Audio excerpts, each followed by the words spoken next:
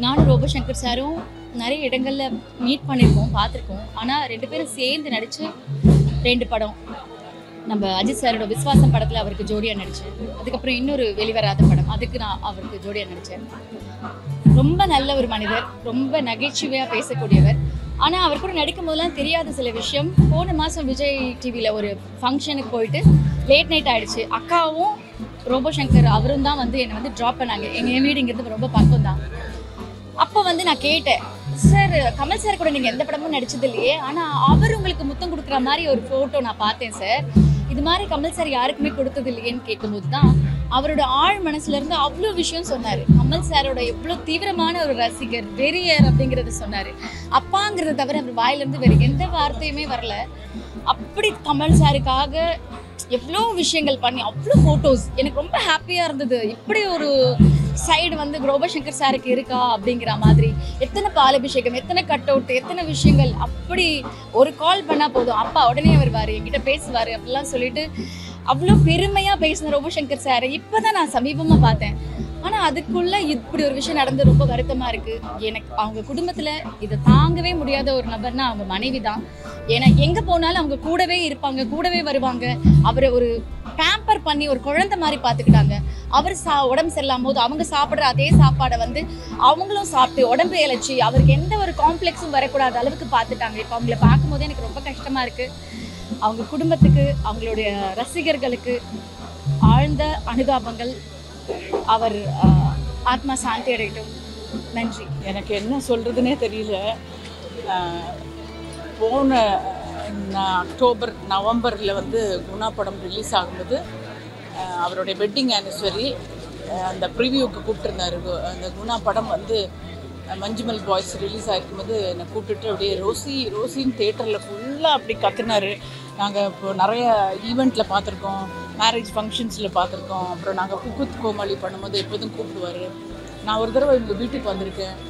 அப்போ எப்போவுமே சிரிச்ச முகத்தோடு இருப்பார். இவரை மாதிரி ஒரு பர்சன் பார்க்கவே முடியாது. ஒரு நாள் கூட அவர் ஒரு மாதிரி துக்கமாக இருந்து நான் பார்த்ததே இல்லை. அவருடைய சிரிச்ச முகத்துக்கு தான் நேற்றெல்லாம் ஃபுல்லாக அப்செட் ஆகிடுச்சு எனக்கு. அது நல்லவங்க எப்போதுமே இருந்துகிட்டே இருக்கணுங்க. அதான் ஹெல்த்து பார்த்துக்கலன்னா ரொம்ப கஷ்டம். அதை நான் திரும்ப திரும்ப எல்லார்ட்டையும் சொல்கிறேன். நம்மளுடைய சினிமாவில் நிறைய பேர் இப்போ எனக்கு இப்போ என்ன பேசுறதுனே தெரியல. நிறைய பேர் இப்போ கொஞ்ச நாளைக்கு முன்னாடி இறந்து போனவங்க எல்லாருமே பயங்கரமாக நம்ம மனசுக்கு ரொம்ப பிடிச்சவங்க. அவங்கெல்லாம் நம்மளை விட்டு போகும்போது ரொம்ப இது எதிர்பாராதது தான். ஹெல்த் இன்னும் கொஞ்சம் நல்லா பார்த்துருக்கலாம். அவர் நான் ரொம்ப ரொம்ப மிஸ் பண்ணுவேன். ஏன்னா எப்போவுமே கிண்டல் அடித்து சிரித்து தமாஷ் பண்ணி திடீர்னு என்னுடைய படம் டிவியில் போயிட்டு இருந்துச்சுன்னா அதை எடுத்து கிளிப்பிங்ஸ் எடுத்து அனுப்பிச்சிட்டு ஒரு 1/2 hour உட்காந்து அப்படியே பேசிகிட்டே இருப்பார். அவ்வளோ சிரிப்பாக இருக்கும். நாங்கள் ஷூட் பண்ணும்போதும் அப்படி தான் கிண்டல் அடிச்சுட்டே இருப்பார். ரொம்ப எல்லா படமும் என்னுடைய படங்கள் பார்த்துருக்காரு. பார்த்துட்டு அப்படி சொல்வார், இந்த ஷாட் அப்படி எடுத்தீங்களே, இந்த ஷாட் எப்படி எடுத்தீங்களே, இது விஜயகாந்த் சாரோட இப்படி எடுத்தீங்களே அப்படி எடுத்தீங்களேன்னு சொல்லிகிட்டே இருப்பார். பயங்கர கிரேட் சோல். ஒரு சிரிச்சிட்டு இருக்க மனுஷனை ரொம்ப தவறிட்டேன். ரொம்ப கஷ்டமாக இருக்குது. இனிமேல் அவருடைய சிரிப்பு பார்க்க முடியாது. அவருடைய ஆத்மா சாந்தி அடையும். எல்லாருக்குமே வணக்கம். ரோபோசங்கர் அவங்களுடைய ஃபியூனரல் நேற்று நைட்லேருந்து நாங்கள் இங்கே தான் இருந்தோம். நேற்று நைட்லேருந்தே நாங்கள் இங்கே தான் இருந்தோம். லைக் 11 மணிக்கெலாம் நாங்கள் வந்துட்டோம். இது என்டையர் குடும்பத்துக்கு மட்டும் இல்லை, நாங்கள் எல்லாருமே ரொம்ப க்ளோஸாக பழகின ஒரு ஆட்கள். ரொம்ப வருஷமாக எனக்கு அவங்கள தெரியும், அவங்களோட நான் நடிச்சிருக்கேன். அண்ட் ஃபேமிலி எல்லாருமே நான் அவங்க போனால் நான் பாப்பான்னு சொல்லி தான் நான் கூப்பிடுவேன். அந்தளவுக்கு ரொம்ப க்ளோஸ். அண்ட் அவங்கள பார்த்த அடுத்த செகண்டே எல்லாருமே ரொம்ப உடஞ்சிட்டோம். அந்த அளவுக்கு இருந்தது. அவங்களுக்கு இவ்வளோ மோசமாக ஹெல்த் கண்டிஷன் ஆகும் அப்படின்றது யாருமே எதிர்பார்க்கல. ஹெவியாக இருக்குது.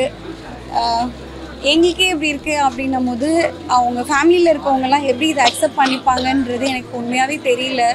நேற்றுலேருந்து நான் பிரியங்கா அக்காவையும் பார்க்குறேன் அண்ட் இந்திரஜா பாப்பாவையும் பார்க்குறேன். 2 பேருமே தே ஆர் லிட்ரலி ப்ரோக்கன். ஏன்னா ஒரு இடத்துக்கு அவங்க போகும்போது ஒரு ஃபேமிலி அப்படின்ற மாதிரி 4 பேர் எல்லாம் சேர்ந்து போனாங்க. இப்போ அந்த 4 பேருன்றது 3 பேர் அப்படின்னு சொல்லி அவங்க யோசிக்கும் போதே அவங்களுக்கு ரொம்ப கஷ்டமாக இருந்தது. இப்போ அவங்கள பார்க்கும்போது அகெயின் எனக்கே I think I'm gonna lose it. ஏன்னா நேற்று நைட்டு ஃபுல்லாக அழுது ரொம்ப ஒரு மாதிரி ஆகிட்டேன். இப்போ அகெயின் அவங்கள முகம் பார்க்கும் போதே கண்டிப்பாக it's going to be really really hard. Robo Shankar அண்ணா நம்ம எல்லார்கிட்டையும் வாழ்கிறாரு. நிறைய நம்மளை சிரிச்சுக்க வச்சிருக்காரு. ஸோ அந்த மெமரிஸ் அவர் என்றைக்குமே நம்ம மறக்கக்கூடாது. He'll forever stay in our hearts. ரொம்ப வருத்தமான விஷயம். ஒரு இனிமையான குணம் கொண்ட இனிய ஒரு தம்பி. ஆரம்ப காலத்திலிருந்து அவர் உடலை கட்டுக்கோப்பாக வைத்திருந்து இந்த ரோபோ மாதிரி டான்ஸ் பண்ணும்போதெல்லாம் பார்த்திருக்கிறேன், ரசித்திருக்கிறேன். ஆரம்ப காலத்திலிருந்து அவரோடு நல்ல பழக்கம். அண்ணன் அப்படிங்கிற வார்த்தைக்கு ஒரு வார்த்தை பேச மாட்டாங்க. பொண்ணு அவருடைய மகள் பெரிய மனிதருக்கு அனுப்ப அதுக்கெல்லாம் கூட என்னை கூப்பிட்டுருக்காரு. ரொம்ப தங்கமான குணம் குடைத்தவர், குணமுடையவர் அவர். உடம்பு சரியில்லாமல் போச்சு. இதுக்கப்புறமா நாங்கள் எல்லோரும் கோவா போயிருந்தோம். அப்போது ரொம்ப மெலிஞ்சு தான் காணப்பட்டார். அப்பா அவருடைய மனைவி மகள் கூடவே இருந்து அவருக்கு எல்லாம் பண்ணி கொடுத்து பணிவிடை பண்ணி பார்த்து கொண்டார்கள்.